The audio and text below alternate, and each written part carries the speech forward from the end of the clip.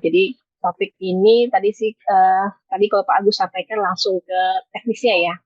Ini izinkan saya kita eh, kasih pengantar dulu ya Pak ya. Apa sih mungkin barangkali ada teman-teman yang belum tahu bagaimana perkembangan transformasi digital ini di Kemenkes ya. Boleh next slide. Jadi transformasi ini dimulai di Kemenkes tahun 2021. Nah, sebelumnya itu Pak Jokowi ada arahan terkait transformasi digital di seluruh sektor ya di pemerintahan. Itu ada Perpres SPBE, kemudian juga kita didukung dengan Perpres Satu Data. Nah, untuk di sektor kesehatan sendiri memang dipicu itu sejak kita pandemi. Jadi waktu pandemi itu terasa sekali penggunaan teknologi untuk mendukung pelayanan kesehatan. Nah, di sektor kesehatan ini ada 6 pilar yang kemarin diusung dan salah satunya itu adalah transformasi teknologi kesehatan. Ini untuk mendorong bagaimana digitalisasi di pelayanan kesehatan bisa lebih cepat. Next slide. Nah, ini fokusnya ya. Jadi di transformasi teknologi kesehatan ini ada 3 fokus utama yang kita lakukan melalui 3 prioritas ya, 3 program prioritas. Yang pertama ada integrasi, pengembangan sistem data, kemudian ada integrasi sistem aplikasi, dan yang terakhir adalah pengembangan ekosistem teknologi kesehatan. Nah, ini sebenarnya memang harapannya bisa berdampak pada peningkatan mutu, kemudian efisiensi, serta kolaborasi antar institusi. Karena ketika pandemi kemarin kita rasakan sekali sebenarnya kolaborasi itu sangat penting ya. Nah ini sebenarnya jadi transformasi teknologi kesehatan itu jalannya ke sana. Gitu. Namun memang ini masih perlu penguatan dari segi administrasi, kemudian tata kelolanya, organisasinya, makanya kita dan kita juga perlu penguatan di infrastruktur serta kita perlu standar data dan integritas. Nah ini yang kemudian mendorong kita dengan adanya Satu Sehat. Next slide. Ini sebenarnya ada yang terkait dengan kematangan digital ini triggernya ada di indikator kinerja Kementerian Kes nomor 13 tahun 2022. Di sini diharapkan setiap fasilitas pelayanan kesehatan memiliki kematangan digital minimal level 3 dan maksimal yang diharapkan itu adalah level 7. Nah, nanti di next slide itu kita akan sampaikan tentang bagaimana capaian kematangan digital ini. Nah, kenapa sih kematangan digital ini penting ya? Memang penilaian kematangan ini untuk kita melihat bagaimana kompleksitas pelayanan pasien dan biaya pelayanan kesehatan yang tinggi. Di kompleksnya sudah pasti antara pelayanan di rumah sakit dengan di puskesmas atau di klinik itu sudah pasti berbeda. Nah, jadi kita perlu melihat bagaimana masing-masing penilaian ini dilakukan di setiap level untuk menjawab kebutuhan Kemenkes untuk meningkatkan. Kemudian memang adanya dorongan transformasi digital karena memang arahan Pak Presiden, kemudian juga memang perkembangan industri teknologi yang sudah semakin meningkat. Selain itu juga ada dulu masih rencana ya, dulu itu masih rencana penerapan rekam medis elektronik. Sekarang di tahun 2022 itu sudah menjadi peraturan, di mana Pasienkes wajib untuk RNA pada akhir Desember 2023. Jadi inilah kenapa penting kita melihat kematangan digital di fasilitas pelayanan kesehatan. Next slide.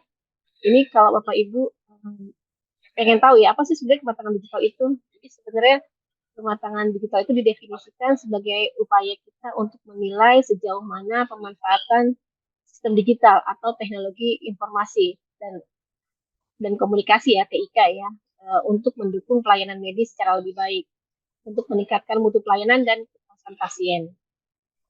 Jadi memang harapannya dengan adanya penerapan digital ini kita bisa tahu nih level kita dalam digitalisasi di Puskesmas utamanya sudah sampai seberapa. Next slide. Ini kemudian pada tahun kemarin kami mengembangkan model kematangan digital untuk level nasional dan subnasional juga Pasienkes ya. Namun utamanya Pasienkes ini baru kami lakukan di rumah sakit. Nah, untuk komponennya nilai itu yang umum ya, yang umum dilakukan adalah kepemimpinan dan tata kelola, kemudian manajemen dan SDM, infrastruktur, standar interoperabilitas dan kualitas pemanfaatan data. Nah, untuk khusus Pasienkes kita tambahin lagi nih 2 lagi. Kita tambahin terkait keamanan informasi, privasi dan kerahasiaan. dan juga komponen terkait dengan rekam medis elektroniknya. Karena memang yang utamanya mau dinilai itu adalah rekam medis elektronik. Namun memang rekam medis elektronik ini tidak bisa kita nilai dengan sendirinya gitu. Dia harus ada dengan kematangan digital. Izin suaranya tidak terdengar jelas ya Bapak. Agak putus-putus sih, Bu. Tapi lumayan ya. Kalau bisa lebih dekat mikrofon mungkin. Oh gitu.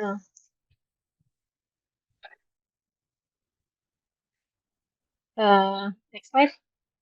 Semoga sekarang udah ini ya atau Iya, ya. agak Jadi jelas ya.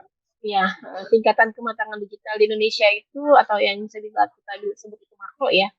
Itu dikategorikan menjadi 5 level. Pertama emerging, kedua pengulangannya atau repeat, kemudian terdefinisi, define, kelola, manage, dan optimal. Berikutnya ini ke level kita di tahun 2022, penilaian di tahun 2022 itu kita ada di level 2,54. Jadi ada di antara repeat dan define ya. Hal ini menunjukkan bahwa pelaksanaan kematangan digital ini masih belum terlalu sempurna ya, belum terkelola dengan baik. Next slide, ini ada komponennya. Jadi di sini leadership itu angkanya masih kurang dari 3. Mungkin semuanya itu masih kurang dari 3. Jadi memang belum terdefinisi. Ini memang pengumpulan data, analisis, dan pelaporan itu rutin itu sudah dilakukan. Integrasi data juga sudah kita lakukan. Namun prosedur pengelolaannya yang masih terfragmentasi ya, masih berdasarkan program tertentu. Nah, ini yang kemudian menjadi kebutuhan bahwa masih kelihatan lemahnya standar ya, penggunaan standar dan kapabilitas. Walaupun memang di sini nilainya sudah baik ya, tapi memang kalau melihat dengan komponen yang lain, ini sepertinya masih ada kesenjangan yang masih banyak. Next slide. Ini perbandingannya. Kemarin kita melakukan penilaian di beberapa daerah, kemudian ada responden dari level dinas kesehatan. Di sini tuh kita sebutnya subnasional ya di PPT ini. Kemudian ada juga Kemenkes. Jadi kuesioner ini kita isi untuk Kemenkes bersama dengan dirjen-dirjen, direktur terkait. Kemudian ada konsensus. Nah, hasil yang tadi kita sampaikan 2,5 itu merupakan hasil konsensus. Jadi di konsensus itu kita lakukan FGD. Jadi antara dengan melibatkan teman-teman daerah juga gitu. Jadi kita waktu itu hybrid, metodenya kita hybrid berdiskusi ya masing-masing untuk menetapkan nilai per komponen. Jadi memang semua komponen ini memiliki kesenjangan yang masih perlu diperbaiki. Kemudian hasil konsensus dan kelompok Kementerian Kesehatan kalau kita lihat lebih baik ya, terutama di infrastruktur, TIK dan standar kualitas. Karena memang ini semua kan dikelola di kementerian ya, terpusat ya. Nah mungkin memang untuk seperti infrastruktur itu kementerian peluangnya lebih baik gitu dibandingkan dengan di daerah. Next slide. Nah ini selanjutnya tingkat kematangan digital di rumah sakit. Nah, kalau di rumah sakit itu lebih, kalau tadi kan definisinya berbeda ya, ada emerging, kemudian repeated. Nah, kalau di rumah sakit itu kita mengelompokkannya menjadi ad hoc dan terfragmentasi, kemudian ada inisiasi, masih tahap inisiasi, kemudian sudah terbentuk dan otoritas, kemudian sudah terkelola dan sudah optimal.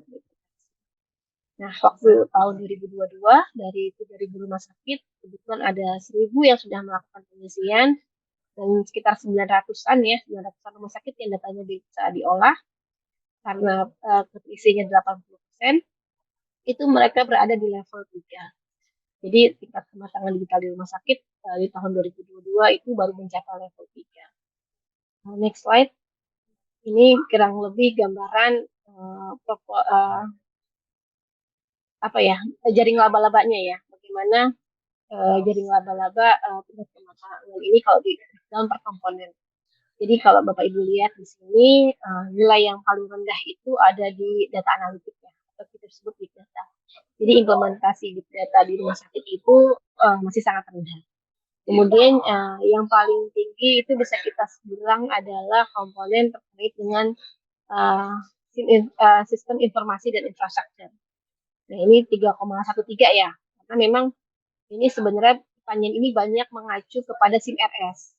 Nah, memang bisa dibilang nilainya tinggi karena memang Permenkes sudah tersedia ya, Permenkes nomor 82 tahun 2013 terkait dengan SIM RS. Next slide. Nah, selain tadi kematangan digital, sebenarnya kalau ditarget lensa kita itu adalah tingkat kematangan rekam medis elektronik ya, persentase rekam medis elektronik. Nah, di tahun 2002 itu nanti rincinya kita ada di selanjutnya ya nanti. Tapi tahun 2002 itu kebanyakan berada di level 3. Sebanyak 269 rumah sakit. Sedangkan untuk target kementerian yang ada di level 7 itu belum ada. Jadi maksimal memang baru sampai di level 6 untuk rumah sakit di Indonesia. Next slide. Nah, ini kurang lebih rinciannya ya. Jadi kalau kita lihat di sini masih ada rumah sakit level 0. Level 0 ini di sini artinya belum memiliki RME ya, belum memiliki rekam atau melakukan rekam medis elektronik. Kemudian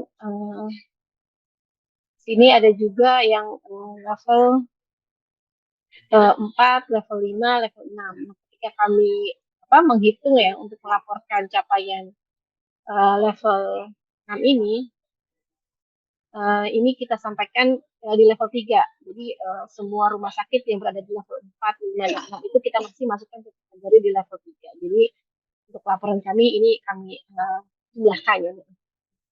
Jadi ternyata level 0, level 1, dan level 2 itu juga masih banyak. Next slide. Jadi apa sih manfaatnya gitu ya Bapak Ibu? Kadang kan apa sih untungnya kita melakukan penilaian gitu. Dan tadi sudah disampaikan juga ya oleh Pak Agus. Sebenarnya ini juga untuk mengukur kemampuan organisasi dan tahu nih bagaimana aspek atau dimensi mana yang perlu dioptimalisasi. Kemudian juga memahami rumah sakitnya dalam membantu memberikan rekomendasi untuk penyusunan roadmap. Nah, kita tahu ya setiap perencanaan setiap kita untuk melakukan pengadaan atau peningkatan bisa dibilang digital pasti kita butuh dokumen perencanaan. Dokumen perencanaan ini juga akan menghitung anggarannya. Jadi dengan penilaian ini diharapkan Bapak Ibu itu sudah bisa mendapatkan rekomendasi yang harus poin apa gitu. Kemudian mengidentifikasi kekuatan, kelemahan, dan peluang. Juga bisa kita gunakan untuk benchmark tetap rumah sakit dengan sistem lain dan standar kesehatannya. Jadi kalau misalnya status kematangan digital Bapak Ibu meningkat gitu ya, ada peningkatan dari tahun ke tahun, itu bisa jadi benchmarking buat rumah sakit lain yang mungkin baru inisiasi atau baru saja menggunakan RME seperti itu. Berikutnya next slide. Nah, ini Bapak Ibu kalau mau mungkin Bapak Ibu sudah melakukan ya penilaian DMI ini. DMI ini bisa diakses melalui dmi.kemkes.go.id. Silakan Bapak Ibu gunakan. Kemudian banyak tutorialnya yang Bapak Ibu lihat ya. Kita juga ada di YouTube. Kemudian kemarin kita juga sudah menggunakan di sosialisasi. Source informasinya banyak. Silahkan Bapak Ibu teman-teman rumah sakit melakukannya. Kemudian untuk teman-teman yang masih ada di vaskes lain, ditunggu saja, kami sedang berproses untuk penyusunan instrumennya. Demikian yang saya sampaikan. Selamat sore, salam sehat. Terima kasih Dr. Ahmad.